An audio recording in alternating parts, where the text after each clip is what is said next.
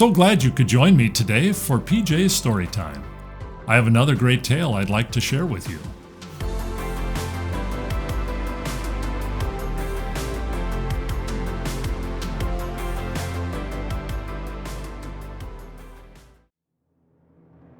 Did you ever hear, said Daddy, the story of the fairy and the tree of plenty?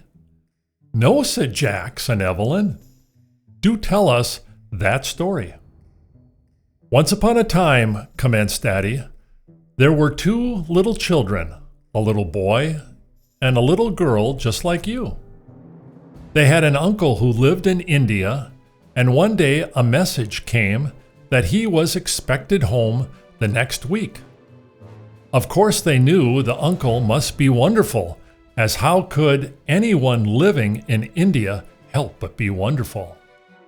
To celebrate my return, the uncle told them, we will have a picnic this afternoon. And of course, the children were delighted and could hardly wait until the afternoon came. The uncle was away all the morning and was full of mystery when he returned for luncheon. In the afternoon, the two children, with a lot of their little friends, followed the uncle to a place in the woods where the picnic was to be held. To their great surprise and sorrow, they could not see a single sign of any party. Their uncle saw their surprised faces and their disappointed manners, and said, I am not really giving this party. It is to be given by a very kind and good fairy. That is her home over there in the tree, which is called the Tree of Plenty. She is very shy, so you won't be able to see her, because as she hears voices, she disappears within the tree, and no one can find her. When I came here this morning, I had to talk down into the trunk of the tree, but she promised to have all kinds of sugar plums and goodies ready for you this afternoon, and as she always keeps her word, I am sure you will find them there between those low branches.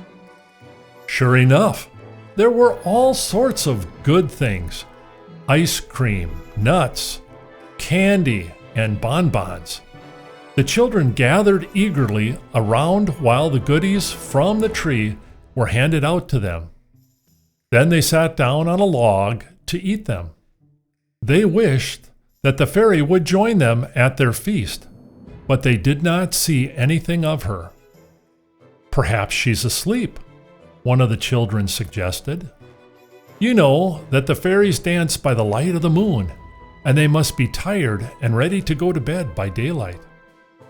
As they were eating these dainties, many little rabbits, squirrels, and birds came hovering around, but they were so small and the children seemed so big to them that they were afraid to go too near.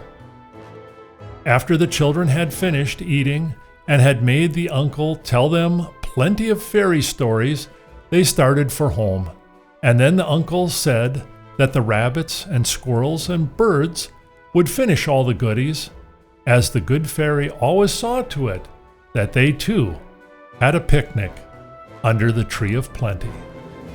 The end.